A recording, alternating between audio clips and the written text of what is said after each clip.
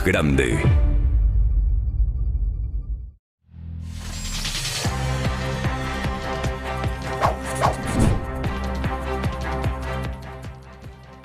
El tema de esta columna, de este editorial, lo pensé ayer a la mañana, cuando estábamos acá al aire y nos enteramos de la nueva medida que anunciaba Federico Sturzenegger sobre desregulación de la aviación comercial privada.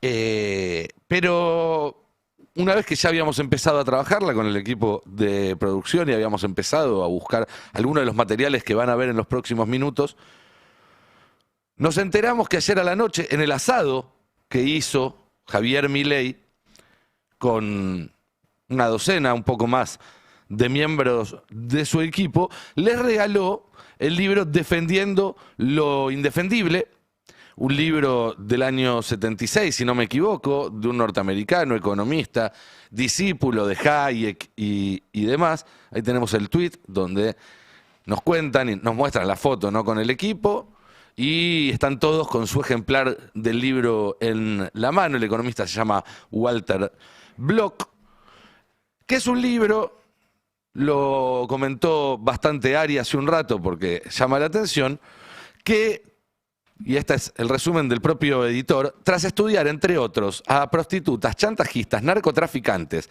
policías corruptos y estafadores, Walter Block se pregunta si estos profesionales no están injustamente estigmatizados y si, dejando de lado la moralidad y partiendo de la base de que mientras no necesiten ejercer la violencia y se basen en acuerdos libres y voluntarios entre adultos responsables, sus actos no deberían ser ilegales. Después va más allá porque propone trabajo infantil, con lo cual se olvida de lo del consentimiento entre los adultos. Habla de estafadores. Yo no sé de qué manera una estafa puede ser considerada un pacto voluntario entre dos personas que conocen todos los detalles, si no, no es una estafa. Pero puntualmente a mí me interesa, para lo que vamos a hablar a continuación, y que yo ya venía preparando con el equipo desde antes de saber esto, eso es lo llamativo, lo interesante, es el fragmento donde habla del narco, donde habla del narcotráfico, al cual Block considera héroes, como Milei ha dicho en su momento que considera héroes también a los evasores. La función del traficante de heroína, esto fue escrito en los 70s, donde la droga más problemática que había en ese momento en la sociedad era la heroína, que es la opuesta a su motivación para entrar en ese mundo, es mantener bajo el precio de la droga, dice. La función del traficante es mantener bajo el precio de la droga. El precio de la heroína baja según van apareciendo nuevos vendedores, al igual que sube cuando el número de los traficantes se reduce, porque se le quiten las ganas o sean detenidos. Si tenemos en cuenta que ni la venta ni el uso de heroína son responsables de la situación difícil del drogadicto, ni de los crímenes que comete, sino el elevado precio causado por la prohibición, cualquier acción que provoque un abaratamiento del precio de la droga es una forma de aliviar el problema. Si la causa del problema es el alto precio, bajarlo es una solución. Entonces, de acuerdo a este libro que ayer Milei le regaló a todos sus funcionarios, uno entiende que para que lo tomen incluso como una base para gobernar, el narcotraficante es el responsable de bajar el precio de la droga, mientras que las fuerzas de la ley y el orden tienen la culpa de que el precio suba, pues interfieren en la actividad del traficante. Por ello, la figura a la que deberíamos considerar heroica es la del vilipendiado narcotraficante en lugar de la del muy ponderado agente antivicio.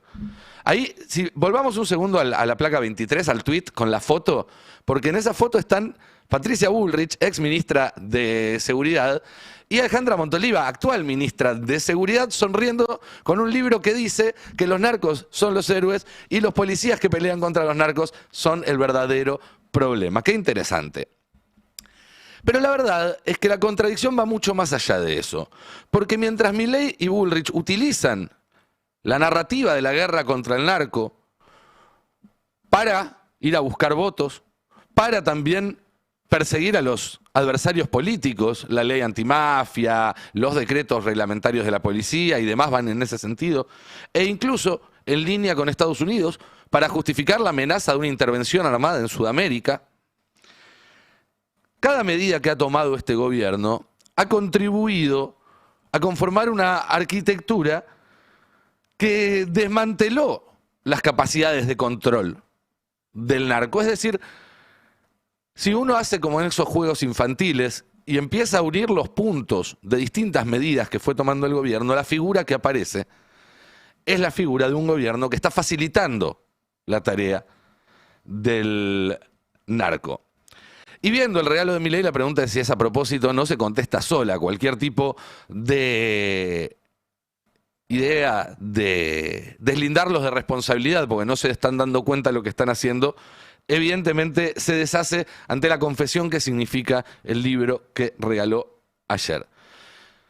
No es solo negligencia entonces, sino que hay una convicción ideológica muy potente que cuestiona la potestad del Estado para ejercer la prohibición de las drogas, del comercio de las drogas, pero también, y esto hay que decirlo, tenemos por un lado una actividad que cuenta con una enorme liquidez y muy buena disposición a financiar a políticos, y por otro lado políticos que por otros casos sabemos que se ven muy dispuestos a ser financiados de cualquier manera. Digo, esta gente que le pidió plata a Payarols para hacer el bastón presidencial.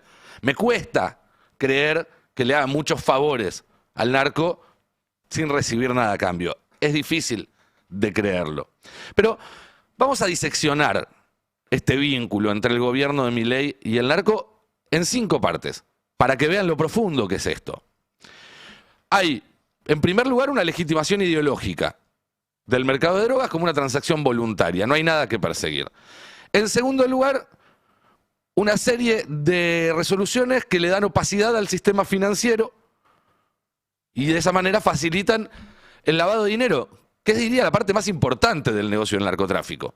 La parte de mover la droga y venderla está relativamente resuelta. Lo difícil es qué haces después con la plata. Tercero, la pérdida de soberanía sobre el espacio aéreo, que es donde sucede la mayor parte del tráfico y que se ha estado desregulando sistemáticamente desde que comenzó el gobierno. Cuarto, la permeabilidad de la otra gran vía para las drogas, que es el río Paraná, la llamada hidrovía. Y quinto, la militarización del mercado civil de armas, con el permiso para importar y para tener armas más potentes, que son justamente las que utiliza el narcotráfico. Vamos por una. Respecto a la legitimación ideológica, no es algo novedoso. Para Milei, básicamente, el único delito real es la violación del derecho a la propiedad, la libertad y la vida. Y hasta diría que en ese orden. Primero la propiedad, después la libertad y después la vida de los que tienen algún tipo de propiedad. Las transacciones voluntarias, por lo tanto, no tienen víctimas. Él ya había hablado de que en teoría estaba a favor de la venta de niños, de que en teoría estaba a favor de la venta de órganos y, por supuesto, también de la venta de drogas. Para un cártel, esto se traduce en una validación tácita de su modelo de negocios. Recuperemos algunas de las veces que Milei explícitamente dijo cosas como que entre la mafia y el Estado se queda con la mafia. El Estado es un sistema que está totalmente corrompido y calculo que se van a haber armado mafias en lo que es. Pero me quedo con la mafia antes que el Estado. Porque la mafia tiene código, la mafia te cumple. Ajá. La mafia compite. El Estado no admite competencia. Bien, la mafia antes que el Estado. Otra, los contrabandistas son héroes. Nosotros tenemos los productos de producción argentina más baratos, obviamente a través del contrabando, ¿verdad? Sí. Pero pagamos menos que ustedes. Porque ustedes tienen Porque el contrabando lo que hace es evitar al fisco. claro, esa presión tributaria de la que hablas. Pero para mí los contrabandistas son héroes. Es decir, todo el que... Es más, o sea, digo, yo, uno de mis héroes, o sea, yo lo suelo mencionar en mis charlas, uno de mis grandes héroes es Al Capone. Bien, entonces, el permiso ideológico está claro y estaba claro desde un primer momento. Pasamos al segundo punto, que es la opacidad financiera. Como decíamos, lavar el dinero es prácticamente la actividad principal o la más difícil dentro de la cadena de valor del narcotráfico. Y las políticas económicas que impulsó Milei crearon un ecosistema financiero muy, pero muy permeable a ese tipo de maniobras. Esto empezó ya con la ley de bases, ¿se acuerdan? Que incluía un primer blanqueo, permitía regularizar hasta $100.000 en efectivo sin pagar nada y sin justificar el origen de los fondos. Con lo cual, por ejemplo, alguien que quisiera blanquear 5 palos, le bastaba encontrar 50 personas que a cambio de una mínima fracción de ese dinero, estuvieran dispuestas a introducirla en el sistema. Milei varias veces lo dijo cuando estaba discutiendo esa ley, que no le importaba de dónde venían los fondos, si venían de orígenes legales o ilegales, que no le iban a preguntar a nadie de dónde venían. ¿Pero de dónde saco los dólares? La gente tiene dólares. ¿Pero qué los saco de los que tienen el colchón? ¿Lo saca el colchón? Lo sacás de donde se te da la gana. Digo, donde vos tengas los dólares, donde vos lo tengas guardado. Necesitas hacer una transacción, no tenés peso, la pagás en dólares. ¿Cuál es el problema? Avisale a la FIP si usás un dólar que no está declarado donde termina. Bueno, digamos, habrá que cambiar algunas cosas. ¿Un blanqueo? No, ¿y a vos qué te parece? Me gusta cuando decís no, ¿y a vos qué te parece? Sí, con un tono, no, ¿y a vos qué te parece? ¿Un blanqueo? Sí. Y sí. Andá a explicar a los del GAFI. Bueno, digo, a mí me importa un rábano. Decía, digo, para mí, digamos, algunas cosas que los políticos definen como delito, para mí no son delito. Por ejemplo, el narcotráfico. Está claro. Otra más, donde discutiendo esta misma ley, este mismo blanqueo, decía, ¿qué me importa de dónde sacan los dólares? Bueno, la clave es que nadie le pregunte de dónde usted sacó los dólares. Es más, a mí no me importa de dónde sacó los dólares. No me importa en lo más mínimo.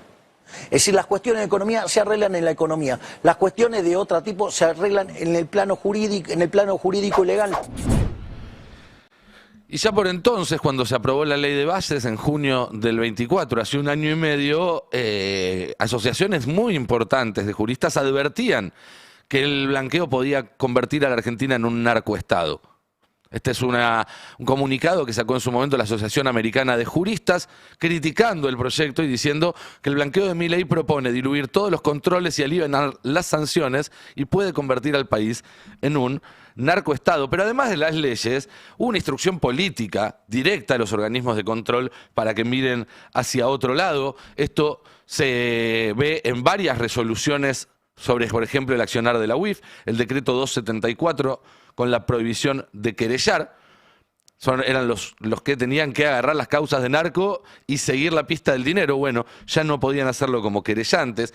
El blanqueo de capitales del 25, esto es un año más tarde y donde también garantizan que los que blanquearon la plata no tengan que justificarlo nunca. También otro decreto del 24 que modificó la lista de sujetos obligados a reportar operaciones sospechosas ante la UIF, es decir, que antes quienes vendían autos de determinado valor, embarcaciones, aviones, inmuebles y demás tenían que reportar cuando detectaban una operación sospechosa. Eso ya no es obligatorio.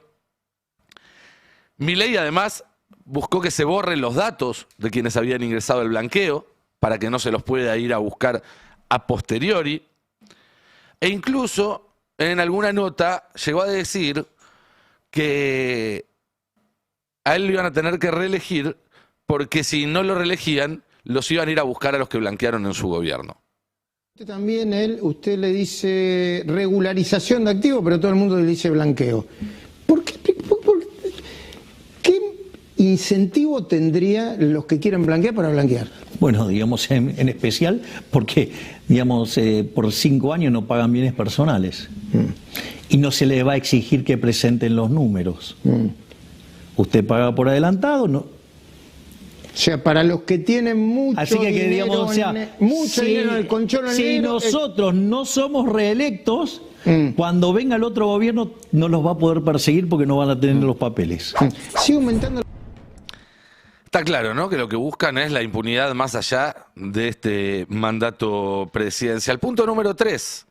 La política de cielos abiertos. Ayer la más novedosa de estas desregulaciones, que ya son varias, casi una decena por parte de Sturzenegger, y que tiene que ver con la desregulación del plan de vuelo. Es decir, una avioneta no va a tener que presentar un plan de vuelo para hacer vuelos locales. Obviamente que el narco no brindaba planes de vuelo, pero justamente por eso, si enganchaban a alguien aterrizando en algún lugar irregular y le preguntaban cuál es tu plan de vuelo y no lo tenía, eso ya lo volvía sospechoso. Ahora te pueden decir, no, venía a visitar a un amigo, estuve paseando, vine a hacer un picnic, y no va a haber ninguna irregularidad en eso. Además, se habilitó el vuelo visual nocturno. Básicamente es a la hora en la que vuelan las avionetas narco para no ser detectadas a simple vista, se flexibilizó el uso de pistas privadas, permitieron a través del decreto 599 el año pasado que tanto aeronaves como tripulaciones extranjeras operen en la Argentina sin tener que sacar ningún tipo de permiso especial. Y el resultado de esto ya se está viendo porque este año se multiplicaron la cantidad de encuentros de avionetas fantasmas. ¿Qué son avionetas fantasmas? Avionetas que se usan para entrar droga y luego se dejan abandonadas porque tal es el tamaño del negocio del narcotráfico que puede descartar las avionetas que usa para meter la droga en el país. Sexta avioneta fantasma del año, esta nota de La Opinión. Descubren otra aeronave narco en Santa Fe, una aeronave con bandera boliviana ya intacta en un campo de trigo en Curupa, Haití, departamento de San Cristóbal. Perros antinarcóticos detectaron rastros de cocaína confirmando su uso en el tráfico internacional de drogas. Es decir, esto ya es la consecuencia de la desregulación que está haciendo Sturzenegger. Pasemos al cuarto punto, hidrovía y aduanas. La decisión de privatizar la hidrovía también tiene que ver con esto. ¿Por qué? Porque delega la seguridad y el control de los barcos que transitan por la hidrovía en un privado cuyo interés no es controlar, es que pasen más barcos para cobrar más plata. Y obviamente que cada control lleva un tiempo. ¿Haces más plata controlando o no controlando? Haces más plata no controlando. Ni hablar si además cobrás por no controlar alguna cuestión en particular. Pero además se simplificaron los trámites de aduana para importadores y exportadores, se desreguló el servicio postal. Es decir, todas las vías por las cuales puede entrar o salir droga en el país hoy están menos protegidas que hace 2 años. Y por último, la liberalización del mercado de armas, que permite que legítimos usuarios de armas semiautomáticas puedan utilizar este tipo de armas que hasta ahora solamente estaban para uso militar en la Argentina y que obviamente facilitan al narco que opera en la Argentina el acceso a estas armas. Antes las tenía que también ingresar de forma ilegal. Ahora las puede comprar a través de testaferros, puede robárselas a un legítimo portador, etcétera, etcétera, etcétera. Todo esto hay que sumarle que Milei tiene como abogado al mismo abogado que Fred Machado, una persona extraditada a Estados Unidos en una investigación muy importante por narcotráfico. Hasta que escaló este asunto, Machado vivía en la Argentina.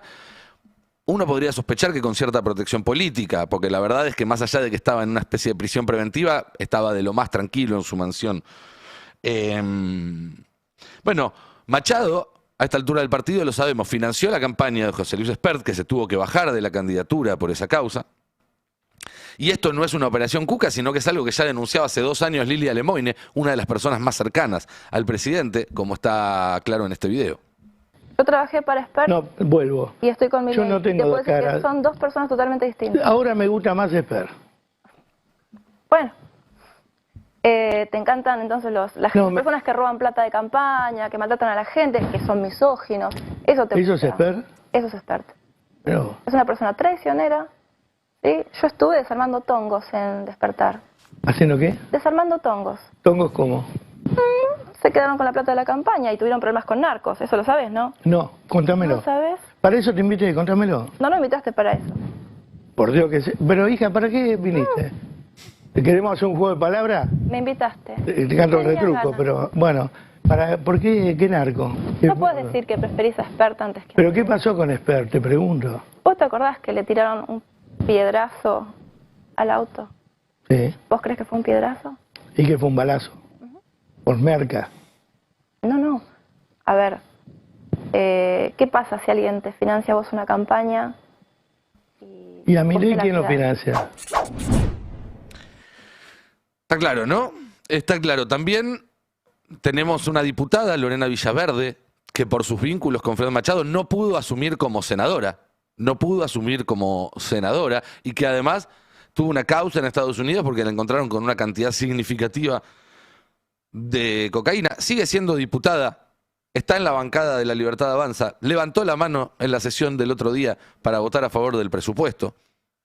No fue repudiada por el gobierno, no fue expulsada de la bancada.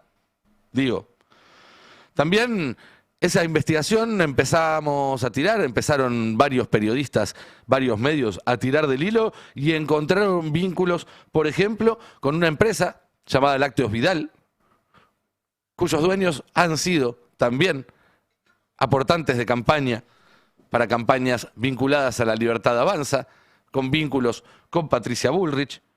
Bullrich que, vamos al tape 14, le preguntaron sobre los aportes de campaña de esta empresa vinculada al narco Machado y mintió ante el Congreso de la Nación en una audiencia oficial. La conozco a Alejandra Vidal y eso de que tiene una relación con Fred Machado es un invento, y además es otro invento que haya puesto plata en mi campaña, es un invento. Puede mirar usted, y lo tiene, el reporte de todas las personas que aportaran a mi campaña y va a ver que no aportó. Y por supuesto, el aporte está ahí en el reporte, ¿no? Ella miente porque está acostumbrada a que nadie le repregunta, a que nadie chequee lo que dice, pero en la placa siguiente vemos cómo Lácteos Vidal, a través de su titular Alejandra Bada Vázquez, aportó a la campaña de Juntos por el Cambio de 2023. La candidata de Juntos por el Cambio era Patricia Bullrich. También otro dato, así como decimos Milei, Oneto, Machado, tenemos que decir que Milei eligió como ministro de Justicia a alguien que también tiene un largo historial como defensor de narcotraficantes, Mariano Cunio Libarona, a través suyo y de su estudio que comparte con sus hermanos. Entre ellos, el narco mameluco Villalba. Cunio Libarona dice que no lo conoce y el que lo defendió fue su hermano Matías, pero él, Cunio Libarona, defendió al hijo de mameluco. Bueno, todo queda en familia, evidentemente. Y miren qué coincidencia, otra denuncia que salpica a La Libertad Avanza, otro escándalo narco, una investigación periodística expuso como una desarrolladora acusada de lavar dinero para el clan de Mameluco Villalba obtuvo en 2025 una excepción urbanística en Mar del Plata. El trámite se destrabó con la intervención del estudio Cunio Libarona. Qué coincidencia, ¿no? Todo. Como les decía, si esto fuera un juego infantil y hubiera que unir los puntos con líneas y ver la figura que se forma, me parece que es bastante clara la figura que se forma. Pero además, la confesión de Milei al regalar este libro es muy clara. El narcotráfico es el anarcocapitalismo realmente existente. Es un sistema donde no hay un Estado, donde lo único que queda es el poder del dinero y de la violencia, y que obviamente eso se manifiesta de la peor forma posible en la vida de todos los afectados. Les recomiendo que vean lo que pasó en Ecuador después de que se fue Rafael Correa, porque el proceso fue muy similar, diría más leve. Las reformas de Ecuador fueron más chicas que las que se implementaron acá, pero tuvo que ver con dejar de controlar aduanas y puertos, tuvo que ver con dejar de controlar el lavado de dinero, tuvo que ver con este tipo de políticas de desregulación que está tomando este gobierno, y el resultado es que hoy en día Ecuador está sumido en una crisis de violencia probablemente la peor de su historia. Y mientras continúen las políticas de este gobierno, las políticas a favor del narco del gobierno de Milei, la pregunta no es si Argentina se dirige o no hacia un escenario de crisis por acción del narcotráfico, sino cuánto va a tardar esto en volverse irreversible. Buen día, ¿qué tal? ¿Cómo están? ¿Cómo les va? Buen día. ¿Sabes qué? Lo de Lácteos Vidal lo